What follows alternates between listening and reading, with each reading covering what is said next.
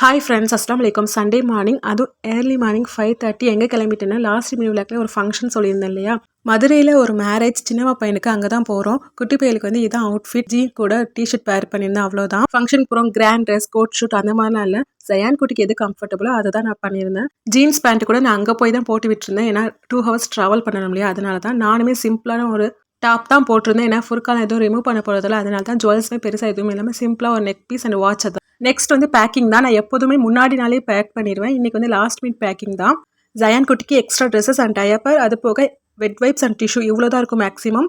Feeding bottle, flask அந்த மாதிரிலாம் carry பண்ண மாட்டேன். என் 2 பசங்களுக்குமே இது வரைக்கும் ஃபார்மல் மில்க்கு கொடுத்தது இல்லை. இது போக என்ன பேக் பண்ணியிருந்தேன்னா கொஞ்சம் ஸ்நாக்ஸ் அண்ட் பனானா தான். ஜயான் குட்டி வெளியில் சாப்பிட வைக்கிறதுனா ரொம்ப கஷ்டம். அப்போ வந்து கொஞ்சம் பசிக்கும் போது பனானா கொடுத்துக்கலாம்னு, அதனால தான். வீட்டிலேருந்து ஒரு 7:45க்கெலாம் கிளம்பியாச்சு. ராம்நாத் டு தேவிப்பட்டம் காரில் தான் போயிருந்தோம். அதுக்கப்புறம் அங்கே வந்து வேன் அரேஞ்ச் பண்ணியிருந்தாங்க. சூப்பராக ஃபேமிலி கூட என்ஜாய் பண்ணிட்டு போயிருந்தோம். நெக்ஸ்ட் வீடியோவில் கண்டினியூ பண்ணலாம். பாய்.